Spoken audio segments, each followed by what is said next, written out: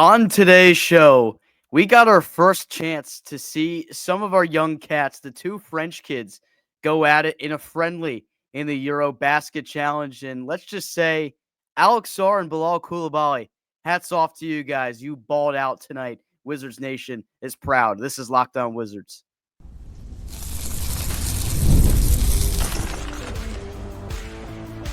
You are Locked On Wizards, your daily Washington Wizards podcast, part of the Locked On Podcast Network. Your team every day.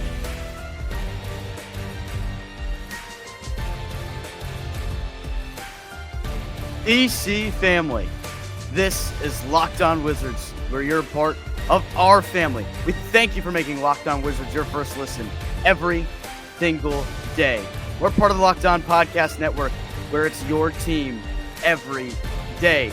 Alongside DC Sports content creating savant and credentialed media member for the Washington Wizards, that's Abdullah. Be sure to check him out on his Instagram page, host of the DMV Sports Zone page. I'm Ben Strober, and I cover all things DC Sports for 106.7 The Fan and the Team 980. This episode is brought to you by Monarch Money. Take control of your finances with Monarch Money and use code LOCKEDONNBA at monarchmoney.com for half off your first year.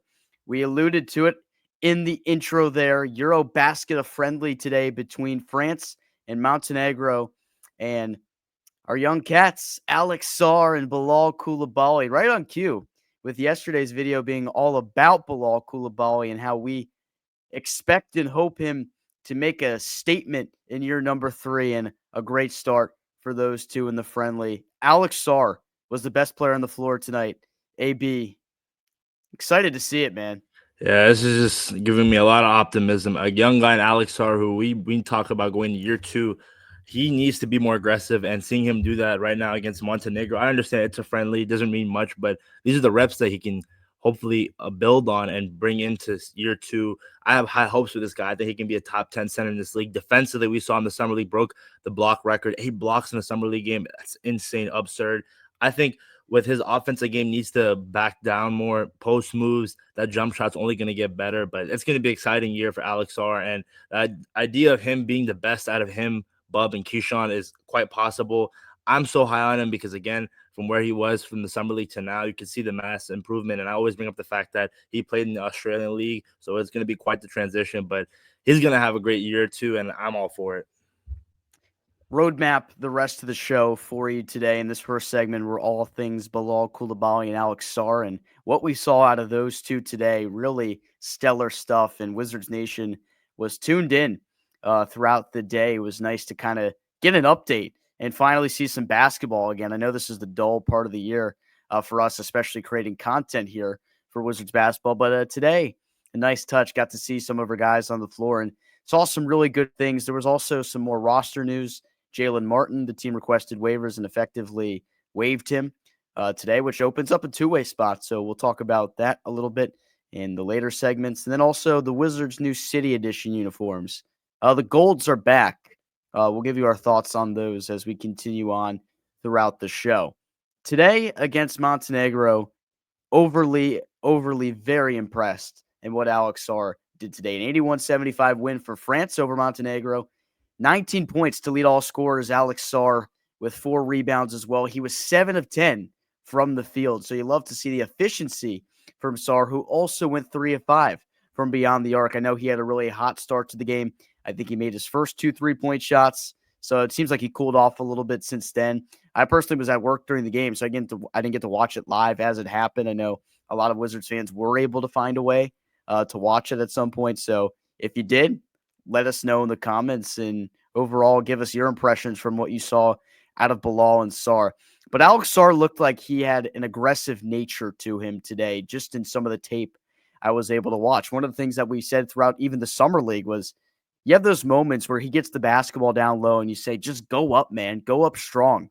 Use the ability you have. Show us why you were number 2 pick in the draft and go up with some intensity. And that's what we saw from Alex Sarr today. I thought he asserted himself very well. You love to see him trying to make a name for himself, especially with the assertiveness in terms of just shot attempts. He took 10 shots, but every shot he took was very high percentage, and the efficiency speaks for itself at 70% today. So overall, very impressed what Alex Sarr was able to do today. And I think that's a very good sign because, those are no slouches that he's going up against here in this EuroBasket challenge. And I know it's a friendly, as we touched on, but it's going to be exciting to see how he develops his game even more as the summer rolls on. That E-word efficiency, you brought it up, Ben. That's one thing that I need to see from him. Need to see a game where he's not being too inconsistent with the amount of shots he takes. This is a take that I had on Bilal Coulibaly, but a guy in Alex Sarr who, let's be honest, we really haven't had a guy in Alex Sarr center-wise with his potential as a scorer and defensively being a rim protector in so long. I mean, Marcin Gortat, God bless his soul, was a great rim runner with John Wall. Daniel Gafford was really athletic, but outside of the three-point line, it was really not much of help. And defensively, he was great. But with Alex Sarr, you bring a guy who's so freaking athletic, the 7'1" wingspan. I mean, there's a reason why I have so much stock in Alex Sarr come year 2. And friendlies like this, like I mentioned earlier, they build up, and this is going to be exciting. I think he needs to show why the Wizards took him number 2 overall. Him and Rishad Shea, I think that scenario where he was like, hey, I want to go to Washington. He was the first guy to, like, in a while where I've seen people aim their way to land here in DC. So that's another reason why I love the guy. He wanted to be here, and I think he can be that cornerstone guy. I think he can be the best player. I love Trey Johnson, but I think Alex Sarr can be the best player on this roster at the end of this year. So it's going to be exciting, Ben, and I'm all in for it. One thing that's interesting, too, is I think these guys are going to have significant roles for this France team throughout the summer because Alex Sarr did all of that today in only 14 minutes played. Bilal Coulibaly also only played in 15. And those two were extremely effective in the short amount of minutes that they had. And that word efficiency that we've touched on so many times throughout this episode already. I mean, the proof is right there. Those guys were the most efficient players on the floor for France. The plus minus for Alex Sarr at 14 today in his 14 minutes.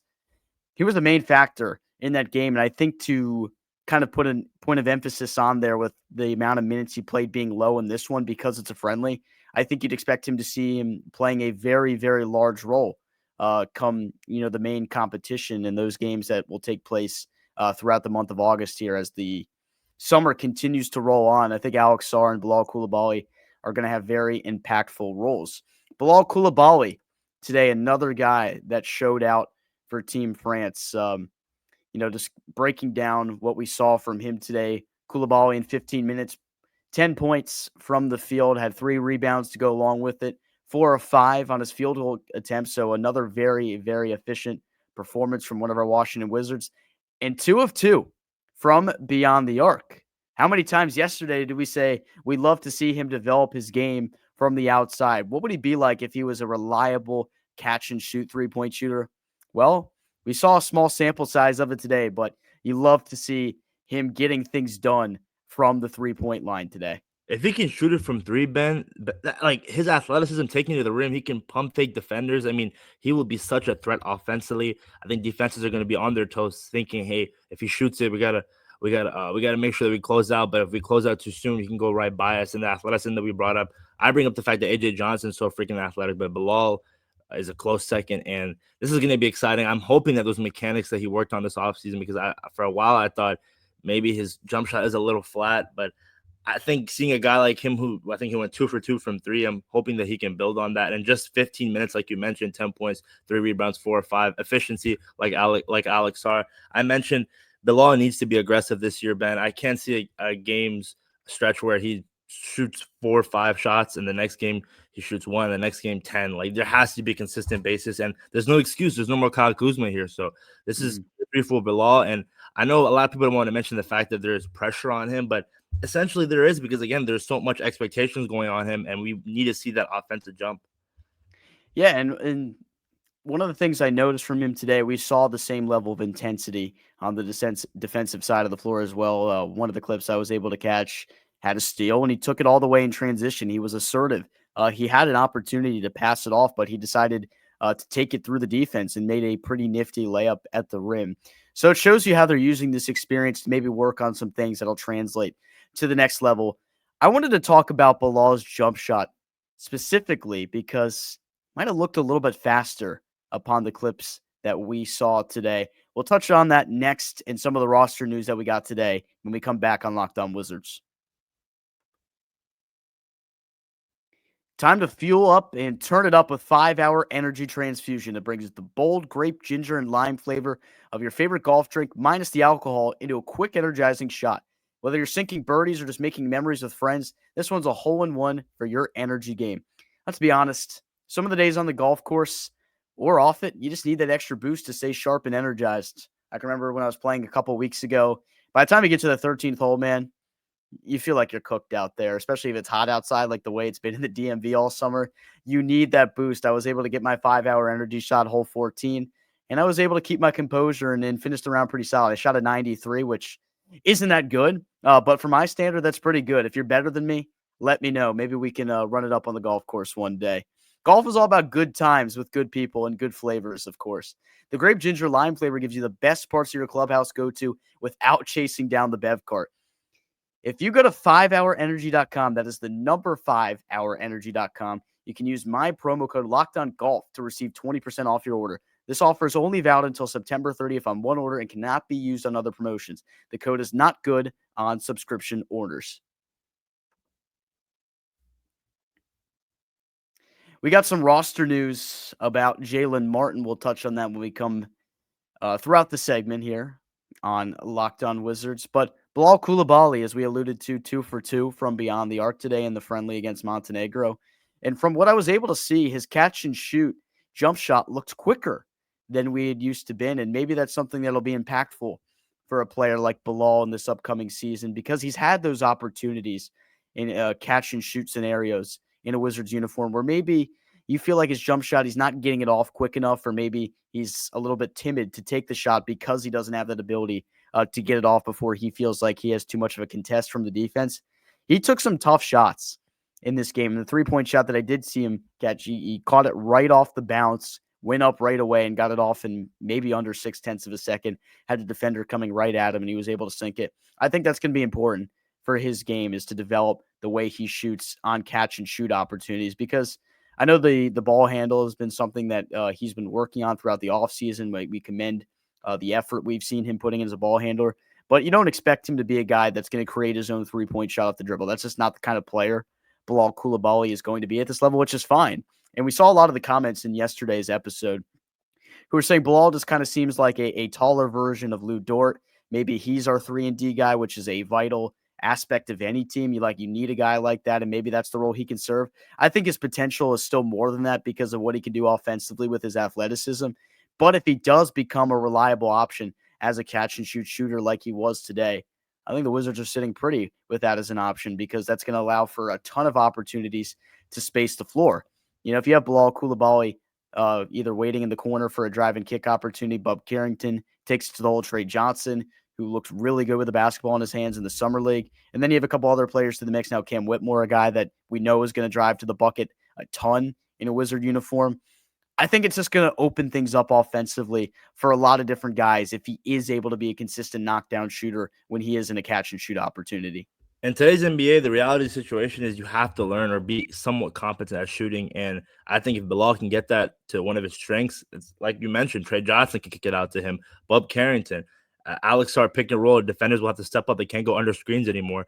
This is going to be really essential for his development offensively. Taking to the hole, being able to take that mid-range shot is one thing, but being able to shoot it from three, Bilal, percentage-wise, I don't think I have a set number that I want to see, but I do want to see him get better because, like you mentioned, it helps out this Wizards team, and we need three-point shooting. I love Keyshawn George. Of course, Kispert's on this roster, but the more three-point shooting you can get, it makes you competitive night in and night out. And Bilal Coulibaly is already a great defender. He's only going to get better, and I can't wait to see how he does against the team's opposing best players. I want to see him guard the other team's best player, whether it's Giannis Antetokounmpo, whether it's Luka Doncic. The list goes on. Jalen Brunson. I want to see him go up against the best guys because that's what happens when iron sharpens iron. And I'm hoping Bilal Coulibaly could make the all-defensive team, whether it's first, second, or third. Yeah, absolutely. I think he has the potential to be that kind of player, especially defensively and offensively. I think he continued just to get better and better as he treks on here in season number 3. We got some roster news today. Abdullah with the Wizards requesting waivers and waiving Jaylen Martin, which opens up an opportunity for someone to get on the two-way contract. So now Tristan Vucevic and Jameer Watkins, the only 2 out of 3 that you get on the two-way contracts, which does cap you out at only playing in 50 games in the regular season, as we touched on. So now that the third spot is open, I'm wondering what's the plan here? Who do the Wizards bring in to fill that role? And I have a couple of guys in mind. We've seen people float the idea.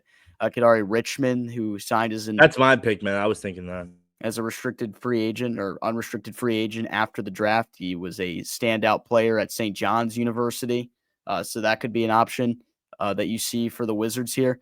Another guy that played pretty well throughout the summer league that I think a lot of people will forget about unless he finds himself on the two-way contract, Leaky Black. And I know he's the guy that a lot of people wanted to root for just because Leaky Black is an awesome name. Like, that is a sick name for a pro athlete. Just the name Leaky is so cool to me. But, dude, he gave him some quality minutes in the summer league. And you saw him out there running with some of the main guys, especially in the win over Brooklyn. He's not one of those guys that was out there knowing that he was never going to actually see an opportunity on the NBA floor. Leaky Black can play. And I think he proved it. He showed some playmaking ability. He got it done on the defensive end. I would not be surprised if maybe there was a plan for him. But really, it's tough for me to tell. But I kind of wanted just to get your thoughts on it, AB. Yeah, Kadari Richmond, you mentioned earlier. I think he's the guy that could take that spot. But Leaky Black, I like what he did in the summer league, like you mentioned, when the starting guys, the year two guys, Trey Johnson went out. Leaky Black stepped up along with AJ Johnson and took advantage of his minutes. My question is, Ben, is there a specific deadline where they have to fill that last spot, or is it throughout this? You can go into the season with a void spot of that two-way spot. I'd imagine they'd have to do it sometime around when camp starts before the regular season. I'd have to double check on that for you. Kadari Richmond, just kind of, gauging the temperature of the player he is. So he's a guy that's a guard, obviously, and the Wizards have a decent amount of talent at the guard position, but they're always looking to find more options. Black fits that mold as well. Last year at St. John's, 12.5 points per game, 6.5 rebounds. So a guy at 6'6", he's got good reach, and I think he has good defensive potential as well at his size, 205 pounds as well. Shot 48.7% of the field and also added 5 assists. So he was a guy that kind of did everything for the Red Storm last year, and I think there'd be a pretty good chance that you'd see him take up that two-way role, but it'll be something to monitor as the offseason continues on here. Getting closer and closer every single day to Wizards basketball being back, but still feels like we got a long way to go, but it'll be here before we know it. Yeah, you mentioned it can do it all. Versatility. I'll go back to what Will Dawkins has always preached. He wants guys that can do everything. It's nice to have guys that can shoot, but if a guy that can shoot, defend, take it to the rim is a leader, you check off all those boxes, you are within the timeline of what the Wizards are trying to build here. Wizards released some new uniforms. The Golds are back. We'll give you our thoughts on those when we come back here on Locked On Wizards. Ever wish managing your money felt easier? With Monarch Money, it can. Whether you're growing your own savings or planning a big purchase, Monarch puts you in the driver's seat. It's like having your own personal CFO giving you full visibility and control over your finances. Monarch Money is more than a budgeting app. It's a complete financial command center, and you can track all your accounts, investments, and spending in one place. So in addition to managing your money, you're also building wealth. One thing I noticed when I downloaded Monarch Money was how much I was spending going out to eat. A big problem of mine, I was spending way too much. But once I downloaded Monarch Money when I graduated college, I was able to get that under control and save that much more. Take control of your finances with Monarch Money and use code LOCKEDONNBA at monarchmoney.com for 50% off your first year. That's monarchmoney.com, code LOCKEDONNBA for half off your first year. All right, the gold uniforms are coming back, and the Wizards have just continued to rehash old uniforms the past couple years and bring them back. We saw the teal look, the white one, that nostalgic Gilbert Arenas Day look, I guess, come back recently. Now that gold jersey makes his way back with a new twist. It's got that more modern Wizards look to it with the stripe on it, which I think has kind of become unpopular among the fan base. I feel like a lot of the fan base is just tired of the current uniform that's been in place for what seems like so long, that classic Wizards with the white stripe, red uniform, white one, whatever it may be. To be honest, I'm not really that moved by this, Abdullah. I don't know if it's because it's kind of before my time where I really got to watch this team a lot. I never really got to see them play in that gold uniform, or maybe I caught the tail end of it because I started watching the Wizards in 2009, 2010, something like that. I was in first grade, I think. I started watching this team. And I know a lot of people watching are probably like saying 2009, you were in first grade. That's crazy. Like I've been watching this team since the 70s or the 80s. I know we get a ton of comments like that, but I know I'm young. So maybe I don't understand the appeal to the gold uniform the same way you guys do. I kind of wish they just got new regular uniforms. I feel like we're due for some sort of rebrand here. What do you think, Abdullah? I agree with you. I think it does suck going back to the old uniforms.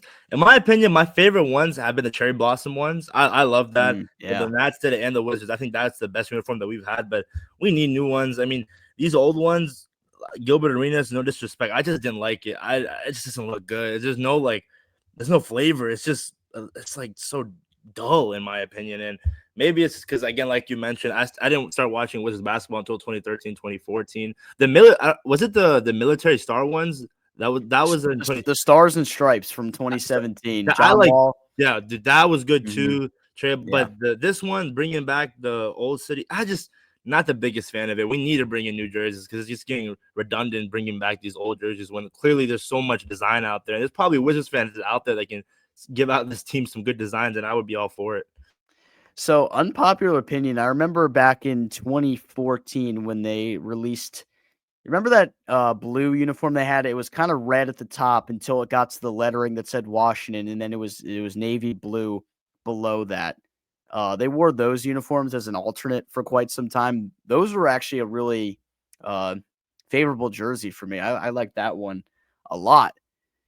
I don't know. I just feel like the Wizards keep going back to these old uniforms, and I feel like the only time where we've seen like example of when going back to an old looking uniform is successful is like the one the Commanders put out a couple weeks ago. And I think there's pretty obvious reasons why people were so inclined to those uniforms, why they think they're so much better. Because let's be honest, the Commanders rebrand that was done under Dan Snyder, those uniforms stink. I mean, like the black one kind of grew on me a little bit. Like the Hail Mary makes it a little bit better, I guess, because that's such a incredible moment you got to experience wearing those jerseys. I know a lot of people that didn't grow up with the black uniform. I mean, us included. That was never a thing, obviously, until 3 years ago or whatever it was. So it's not as favorable. But the white Commanders jersey is just so terrible to me. And even though they won all those games in the postseason wearing it, the burgundy on it is not the right color. It just wasn't right. And that's why I'm glad Josh Harris and the new ownership group went back to the Super Bowl era throwback. And like that looks like the uniform that we grew up watching. And I'm not one that's going to complain about the team rebranding. Like I don't care about the name. I have no reservations with them with the current name that's in place. But I'm glad they were able to kind of go back and give some of these fans that were looking for that feeling of the team that they grew up watching. And I know the Wizards maybe have tried to like emulate that, but the Wizards just like don't have enough prosperous history to really give people that nostalgia. You'd have to go back to wearing the Washington Bullets uniform maybe Yeah. for people to feel like that. Like the West Unseld jersey that I have, I'll break it out at some point on the stream. Like the same jersey they wore the night that they won the NBA Finals in 1978. Maybe they would go back to that jersey and people would be all excited about it. But bringing back the uniforms from 2005 through 2010, like this doesn't really do much for me. Yeah, no, I agree with you. It doesn't really push the needle, in my opinion. So I don't know about you, Ben. Like the old logo with the DC, I like that compared to the new one right now. the one Also, no, but the W with the wizard, that was tough too. Yeah, I had mixed feelings about that one. I don't know. Like I liked it and then I didn't really like it, but simplicity has killed logo. I mean, I got a rack right there actually. I'm just Yeah. See, I like that, but also when they had DC, like I like that too. The bullets, I don't know. The new one, it's like to me, it's so bland. I mean, obviously, if you're listening to the audio version, you will not see the hat that I'm holding up right here, a retro Washington Bullets hat. It's one of my favorite hats, but this logo was awesome. Like, let's be real. You got the two L's right here with the basketball for a jump ball. So I kind of liked how they paid homage to that with the hat that you have on your head. And I've always been a fan. Like, I liked when they had that at midcourt at one point. I don't know. I just feel like we need some sort of rebrand. Like we're in this new era of Wizards basketball that feels it's due soon. It has to. Yeah, be. like this feels so different than Wizards basketball from the last 10 years with crappy, terrible GMs that had no clue what they're doing. Now that we have a front office that has given this team a new direction, a new sense of life per se. I mean, maybe like you should just bring the fan base with that. Go through a new look Because I feel like a lot of the fans who were checked out for so many years under the previous regimes, and if they're trying to get back into it, I don't know, maybe some new uniforms, new logo, something like that will get people to get more excited about the team. Why are we bringing back old when there's not much like history behind it? Maybe I'm just hating though. I don't know. Am I hating? If No, if you love the gold uniforms, let us know. Like not gonna fault you for liking them. Like I think they look fine, and Gilbert Arenas dropped 60 points in them at some point, so I guess there's that. But it's just for me. I don't know. It's just not. I think it's not ultimately winning is going to bring this team, the fans back. I mean, yeah, Obviously, it's same thing. The Commanders, like I don't give a damn what they wear unless they win. If they win, they can wear the dumbest thing in the world, and I don't care. But if we're gonna be trash next year, I guess let's at least look good doing it, right? No, I agree. Yeah, we need to. Next year is all about development, of course. So Yeah. when I say that, I'm being facetious. I'm not saying let's go out there and be trash, but we'll be okay with it because the uniform's cool. I don't care about that. I don't really care about the uniform at the end of the day. I just think it's something interesting that we can talk about. I mean, this time of year we don't have as much basketball to talk about. So when are we ever going to really talk about uniform again? I always think it's stupid when the commentary is involved about a name or a uniform when there's real things happening. Right now is like the time we can talk about this. Yeah, I was gonna ask you while we have the time, what NBA in general, what's like your favorite like jersey style? For me, that throwback Raptors with the dinosaur, The purple one, dude. Oh my goodness, I love it. I love it. So I gotta get one of those jerseys. man. We gotta think about this. The Laker black ones of the Mamba, I like those too. I gotta think. Yeah, there's a lot to choose from. Supersonics had cool jerseys. Oh yeah, they really did. did. The Thunder, the orange. Do you remember the orange? Was it orange or red that they had during the Westbrook KD days? I forgot what. I forgot. I gotta look into it, but that was one of my favorite ones too. I'm trying to think right now. I gotta like refresh my memory.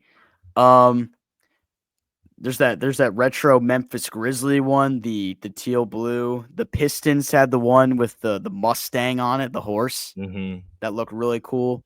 The Cavs won the LeBron's first tenure. That was tough. I liked. I just pulled it up. There's actually so many. Like the Phoenix Suns had a really cool retro uniform. Man, the Rockets. I forgot about this Rockets uniform. The blue one. That's got the rocket emblem through it. That was cool. I feel like we're doing a disservice right now because people who are not watching the stream like probably can't even like visualize what we're talking about. But it's just funny to think about. Let us know what you guys think about the Wizards uniform that we saw. They'll be wearing as a city edition. The gold uniform is back. Do you guys care? Do you guys think they're due for a rebuild? Let us know. Are you a good designer, Ben? You think you could cook up something?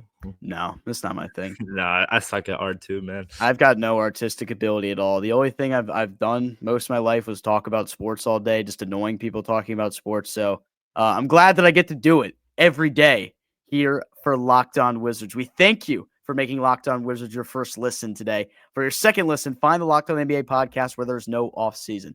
Doug, Matt, and Hayes keep you up to date on contract negotiations, rumors, and everything you need to be the most informed NBA fan. Find Locked On NBA on YouTube or wherever you listen to your podcast. We appreciate the nation that have stuck with us throughout the summer. We're going to keep it going. Special guest coming up later on in the week. We'll tell you more about it in the next episode. That's Abdullah Yubi. Check him out on Instagram at the DMV Sports Zone page. I'm Ben Strover. Check me out on Twitter and on Instagram at Strover Sports. I got to update my emblem down there at the back. Anyways, we're out.